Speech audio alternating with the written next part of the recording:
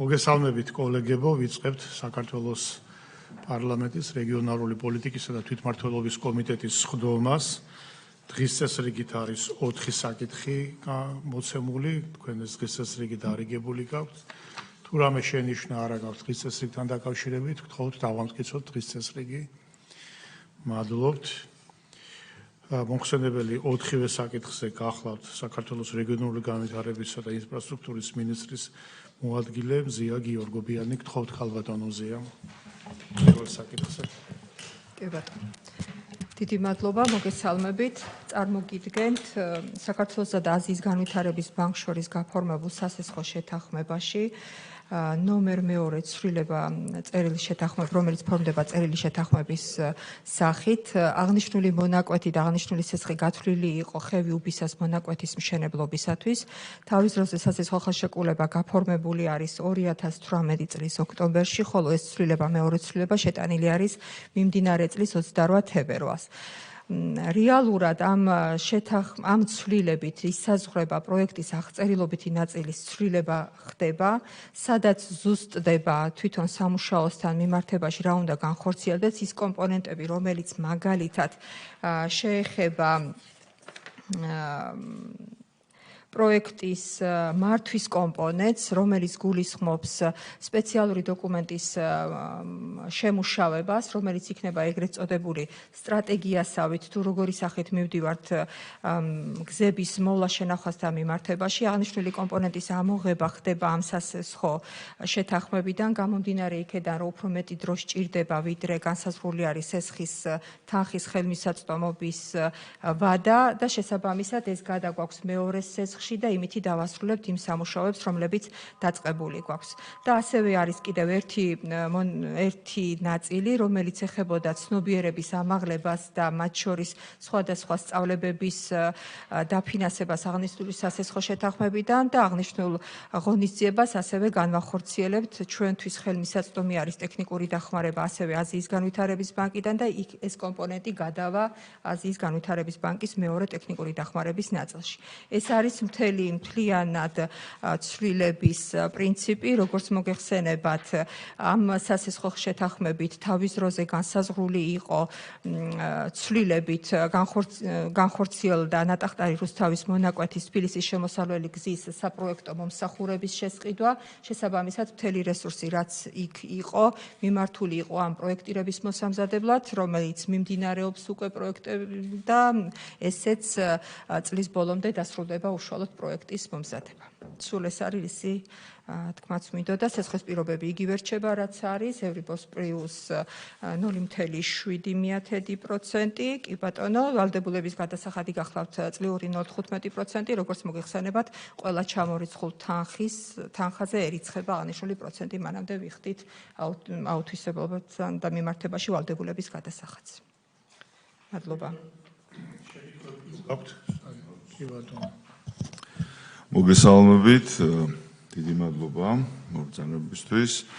რა თქმა უნდა, მისასალმებელია, როცა სესხის ჩანაცვლება ხდება ბიუჯეტის თანხებით და თავისთავად ეხლა სახელმწიფოს არ მოუწევს მომავალში პროცენტის გადახდა და ასე შემდეგ. მივესალმები, კიდევ ერთხელ ამბობ და ერთი კითხვა მაქვს. აქ გაქვთ მითითებული, რომ ამ ეტაპისთვის იგეგმება საავტომობილო გზების მოვლა შენახვის სტრატეგიის შემუშავება.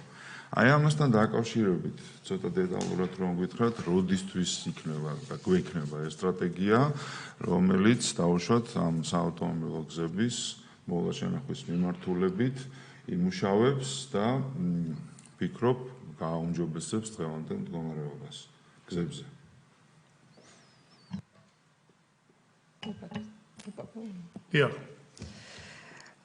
ამ ეტაპისათვის რაც არის უკვე ამ სასესხოს ნაწილში მომზადებული არის ტექნიკური დავალება, რომელიც მიხედვითაც გამოცხადდება ტენდერი იმისათვის, რომ შესყიდული იყოს ამ სტრატეგიის მომზადებასთან დაკავშირებით მთელი დოკუმენტაცია. ეს არ იქნება სტანდარტული სტრატეგია, ეს იქნება მათ შორის აღწერა იმისა, თუ რა ტექნიკური საშუალებები გვჭირდება იმისათვის, რომ გზის საფარის მათ შორის მდგრადობაც შევამოწმოთ და მათ შორის გზის მდგომარეობის შემოწმება მოხდეს. ჩვენი მონაცემებით ვფიქრობთ, რომ წელიწად ნახევარში უკვე მზად იქნება დოკუმენტი, რომელიც შესაძლებლობას მოგცემს, რომ უკვე გავშალოთ და თითოეულ გზასთან მიმართებაში უკვე დაიდოს ის გადაწყვეტები, რომლებიც იქნება საშუალოვადიან პერიოდში გასახორციელებელი. დავაზუსტებ თუ შეიძლება. დღევანდელ დღეს, რა თქმა უნდა, ეს მოვლა შენახვის პროცედურები ხორციელდება და სახელმწიფო ამ შემთხვევაში საავტომობილო გზების დეპარტამენტი აცხადებს ყოველწლიურად ტენდერს, რომელშიც იღებენ მონაწილეობას კომპანიები, რომლებიც გარკვეულ მონაკვეთებზე აკეთებენ ამ მოვლა შენახვის პროცედურებს. ანუ ჩვენ როცა გვექნება განსაზღვრული თუ რა ტიპის ტექნიკა და რა ტიპის მომსახურება დაჭირდება გზებს, ამ შემთხვევაში ამ პირობებით განხორციელდება ეს და კერძო კომპანიები გააკეთებენ თუ დაუშვათ სახელმწიფო, ანუ საავტომობილო გზები ფიქრობს იმას, რომ მე შეიძლება რაღაცა თვითონ თავისივე სტრუქტურა იყოს, რომელიც ამ გზების მოვლა შენახვას უზრუნველყოფს. დავასრულე. კი ბატონო. ამ ეტაპისათვის ცოტა რთული არის, რომ უფრო დეტალურად გითხრათ, რა შეიძლება რომ იყოს ამ ნაწილში, მაგრამ როგორც მოგეხსენებათ, ჩვენი მიდგომა არის, რომ მაქსიმალურად მეტი კერძო კომპანია იყოს ჩართული ამ სამუშაოების განხორციელებაზე.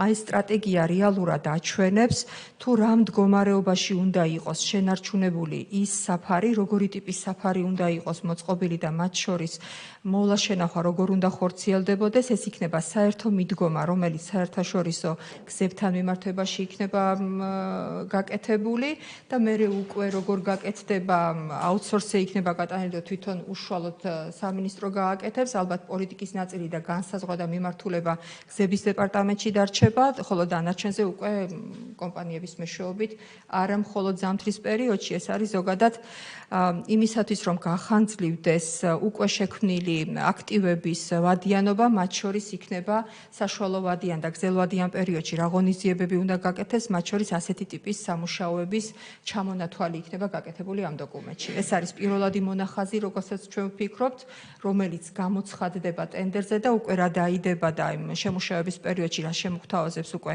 კომპანია, რომელიც ამ სტრატეგიის დამუშავებაში დაგვეხმარება, მე უკვე დეტალურად გვეცოდინება კიდე დამატებით რა შეიძლება რომ შედიოდეს. ერთი შეკითხვა. ეს ყველა გზას ეხება, რაც საავტომობილო გზების დეპარტამენტის გამგეობის ქვეშ არის, ხო? ყველა გზას შეეხება, რაც გზების დეპარტამენტის გამგეობის ქვეშ. გთხოვთ და მე თქვენ. მოგესალმებით, მეც მინდა მოვლა პატრონებაზე გამარხილო ყურადღება. მიმდინარე წელში ყველა მეცით ახლა სტიქია როგორი თემა იყო და მე აჭარაზე მინდა ვთქვა ახლა და ადიგენიდან დაახლოებით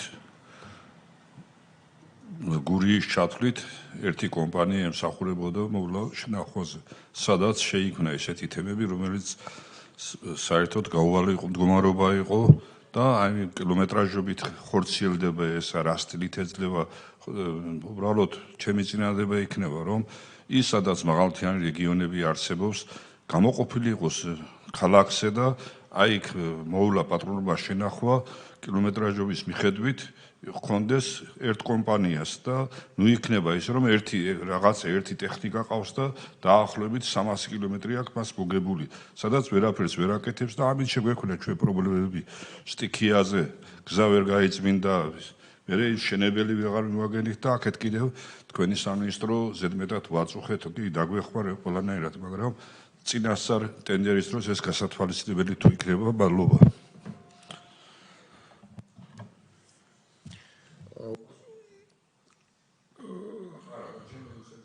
არა, აქ ალბათ ჩვენ მერე გვექნება გზების დეპარტამენტთან შეხვედრა და იქ ალბათ უფრო ეს კონკრეტული საკითხები ხო. კი, ქალბატონო მზია თქვენ თუ გქნებათ. დეტალებში არ შევა ამ საკითხთან დაკავშირებით თვითონ კილომეტრაჟ და მიმართებაში თუ როგორ უნდა მოხდეს ამისი განხორციელება ეს დამატებითი სამსჯელო თემაა, მაგრამ რადგან ეს გზა შეეხება უშუალოდ გზების დეპარტამენტის გამგებლობაში მყოფ გზასთან მიმართებაში ამოვლა შენახვას, როგორც მოგეხსენებათ, ტენდერი ცხადდება და X კომპანია, რომელიც შემოდის და გამარჯვებული არის, იქ არის ჩადებული. თუმცა, როგორც მოგეხსენებათ, მათ შორის მთის კომპონენტიც გვაქვს ხოლმე გათვალისწინებული და ეს აუცილებელი პირობა არის, რომ ეს მთის კომპონენტი იყოს გათვალისწინებული. უფრო დეტალურად უნდა მითხრათ, რას ფიქრობთ, რომ იყოს ამ ტენდერში გათვალისწინებული, რომ მე მაგის მიხედვით ჩვენ შევხედოთ სად არის ის ადგილი, რომელსაც გაუმჯობესება სჭირდება. ბატონ დიმიტრი და მე თქვენ. მოგესალმებით. შემოთავაზებული საკითხი დღევანდელი ჩემს აბსოლუტურად მისაღებია და ხარს უჭერა, თქმა უნდა. შეაძლოა ჩემი კითხვა ამ საკითხს პირდაპირ არ ეხებოდეს, მაგრამ მაინც თემატურად ახლოს არის, დარგობრივი კომიტეტია.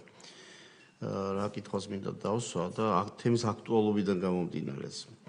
რა ხდება ნატახტარი თბილისის მონაკვეთზე ხიდი, რომელიც პრობლემურია უკვე ძალიან დიდი ხანია.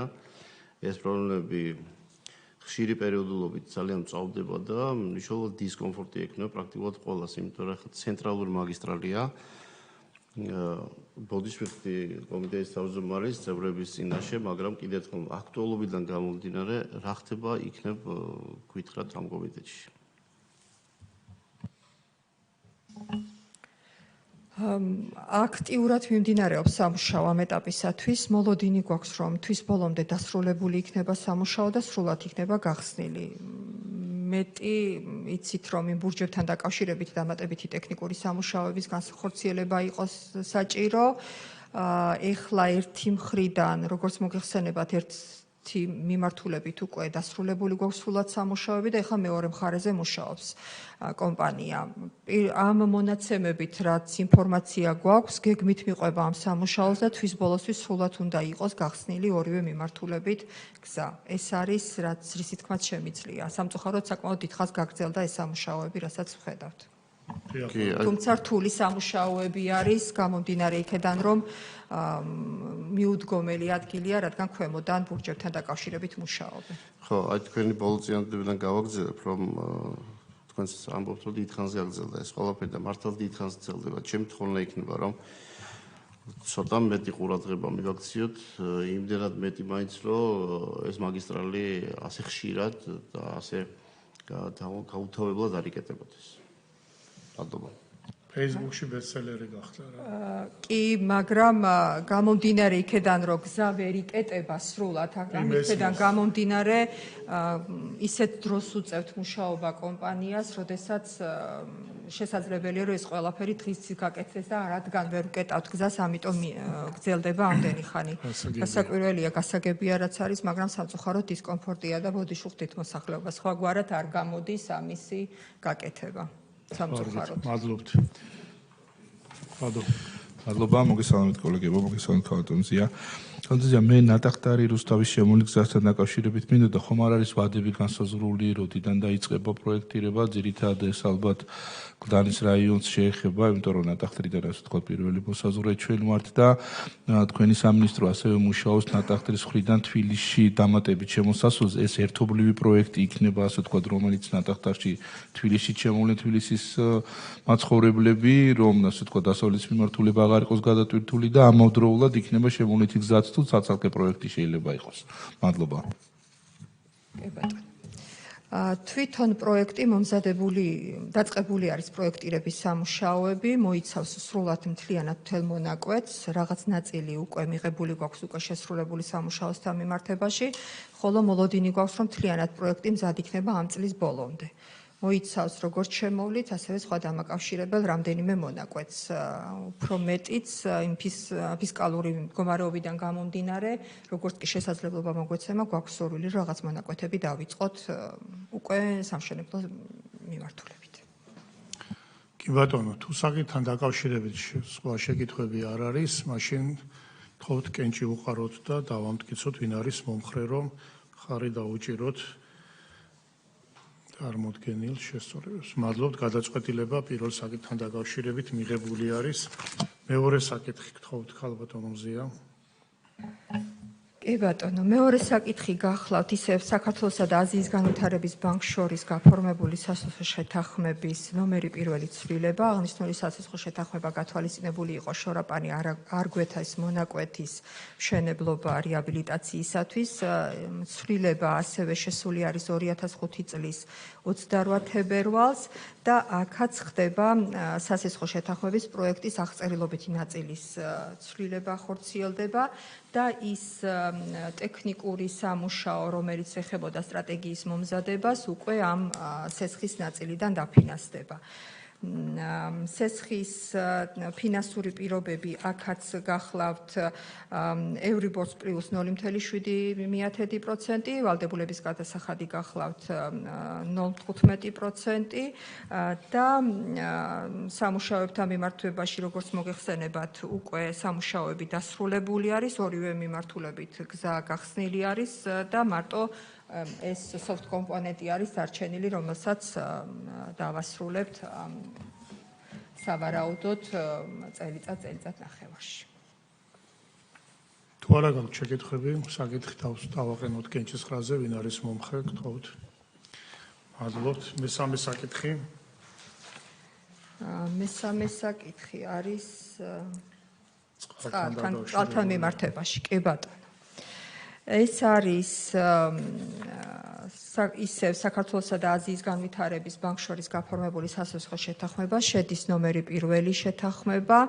ცვლილება ითვალისწინებს სასიცოცხლო შეთანხმებით გათვალისწინებული სესხის დახურვის თარიღის 2 წლით გადაწევას. ამ სესხიდან გათვალისწინებული იყო თელავში წყალმომარაგების სისტემის მოწესრიგება. სამუშაოები ამ მიმართულებით დასრულებული არის და დამატებით ვახორციელებთ სხვადასხვა სახის სამუშაოებს, რომელიც ემსახურება გაუმჯობესებას წყლის მიწოდებასთან მიმართებაში. მათ შორის ეს არის წყლის მრიცხველებთან მიმართებაში, რომელიც მთლიან ქსელებთან ხდება, მთლიან ქსელებზე ხდება ამისი დაერთება, ხდება ასევე ცალკეული ტექნიკების შეძენა წყლის წყალმომარაგების კომპანიისათვის, რომელიც გააუმჯობესებს უშუალოდ მომსახურების ხარისხს თვითონ თელავში. ესე იგი, როგორც მრიცხველები არის სხვადასხვა ტიპის ტექნიკის შეძენა და მოწყობილობების შეძენა ხდება ამ სესხიდან. ესე იგი, როგორც მოგახსენეთ, სამუშაოები უკვე ფიზიკური სამუშაოები დასრულებული არის. ამ ეტაპზე გარკვეულ სამუშაოებთან მიმართებაში უკვე მიმდინარეობს, შესყიდული არის ხარჯ-დგომები და მისი დამონტაჟება ხდება და ასევე მიმდინარეობს ტენდერი უშუალოდ ტექნიკის შეძენასთან დაკავშირებით. მოლოდინი გვაქვს, რომ წელიწადში დაახლოებით ამას ყველაფერს დავასრულებთ. სოფელის რომ არის დაახსენები, აქ მუნიციპალიტეტის სხვა სოფელსაც შეეხება ეს საკითხი? კი, ეხება. ჩვენ ამის პარალელურად, როგორც მოგეხსენებათ, ზოგადად მთელი საქართველოს მასშტაბით სოფლების დაფარვასთან დაკავშირებით ხედვას ვამუშაობთ, როგორ უნდა გაკეთდეს და მათ შორის არის სადაც შესაძლებლობა იქნება, რომ ცენტრალურ მაგისტრალზე მოხდეს სხვადასხვა სოფლების დაერთება, მათ შორის იმ სოფლების დაერთების შესაძლებლობასაც განვიხილავთ. კლასტერული მიდგომა იქნება დიახ ამასთან მიმართებაში. ბატონო, შეკითხვები თუ არა გაქვთ, მაშინ გთხოვთ, რომ მესამე საკითხს უყაროთ კენჭი, ვინ არის მომხრე. მადლობთ და ბოლო მეოთხე საკითხი. კი ბატონო, ეს გახლავთ ისევ საქართველოსა და აზიის განვითარების ბანკს შორის ხელმოწერილ სასიცოცხლო შეთანხმებაში ცვლილება. ეს იყო მეორადი გზის გაუმჯობესების პროექტი. სასიცოცხლო შეთანხმებაში ცვლილება განხორციელებული არის მიმდინარე წლის მარტში.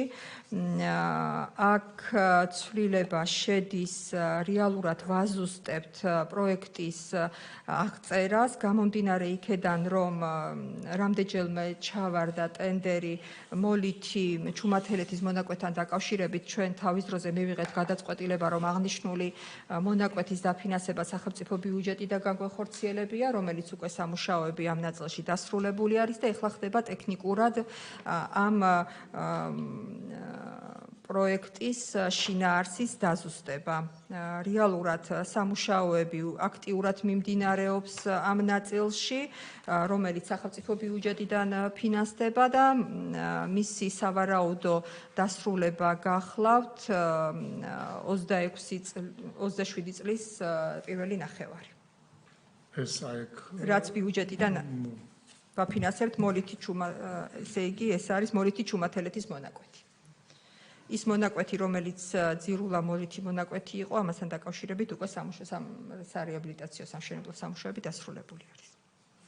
ანუ აქ ხო და ახსნი უბრალოდ ჩანარჩ გავაკეთებ კითხვა არ არის უმნიშვნელოვანესი გზა არის რომელიც ფაქტიურად ჩუმათელეთიდან მისცემს პირველ რიგში ხარაგაულის მოსახლეობას საშუალებას რომ ჩავიდნენ თავიანთ ქალაქში და სოფლებში და უნიშნელოვანესია იმ თვალსაზრისით რომ ჩვენს თანამოქალაქეებს და ტურისტებს ექნებათ შესაძლებლობა მოკლე გზით მივიდნენ ბორჯომი ხარაგაულის ნაკრძალის მიმართულებით ხარაგაულის მხრიდან და ასევე ნუნისის მიმართულებითაც ეს გზა კეთდება და თავისთავად უფრო მარტივად იქნება გადაადგილება შესაძლებელი ვინემ ძირულაში ჩასვლა და იქედან მერე უკან წამოსვლა და ასე შემდეგ. ძალიან მნიშვნელოვანი პროექტია ხარაგაულისთვის და მთლიანად იმერეთისთვის. კი ბატონო, მაგის დაზუსტება მინდოდა რომ ვინც გვისმენს და გვიხურებს რომ იმათ ეს ზუსტი ინფორმაცია ქონოდათ. თუ არა გაქვთ შეკითხვა ამ საკითხთან დაკავშირებით, გთხოვთ კენჭისყრაზე ვაყენებ, ვინ არის მომხრე. დიდი მადლობა კომიტეტმა 4-ვე საკითხი განიხილა, გადაწყვეტილებები მიღებულია. ამრიგად კომიტეტის ხდომას დახურულად ვაცხადებ. მადლობთ.